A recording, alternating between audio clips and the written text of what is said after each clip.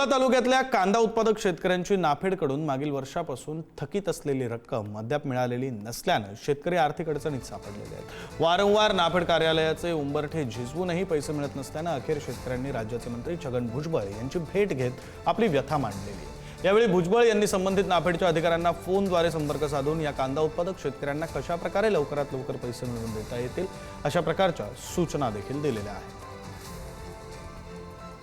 लासलगाव येथे नाफेडच्या गोडाऊनला कांदे दिले होते 2025 साली, तर त्याच्या आतापर्यंत पैसे आलेले नाहीये।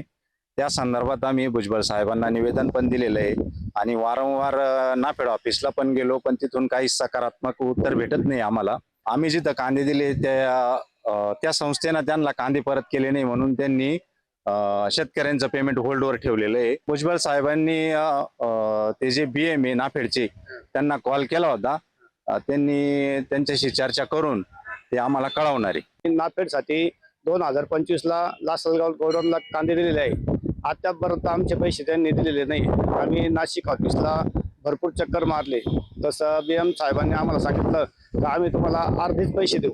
आम्ही त्यामुळे भुजबळ साहेबांकडे आलोय। साहेबांनी आम्हाला चांगला प्रतिसाद दिला आहे। साहेब BM साहेबांसंग बोलले तर तुम्ही तिकडे काय करायचं ते करा, पण शेतकऱ्यांचे पूर्ण पैसे आले पाहिजे असं साहेब BM साहेबांसंग बोलले। तर आमची शासनाकडे एकच विनंती आहे तर आम्हाला संपूर्ण पैसे मिळाले पाहिजे, हीच आमची साहेबांकडून अपेक्षा आहे।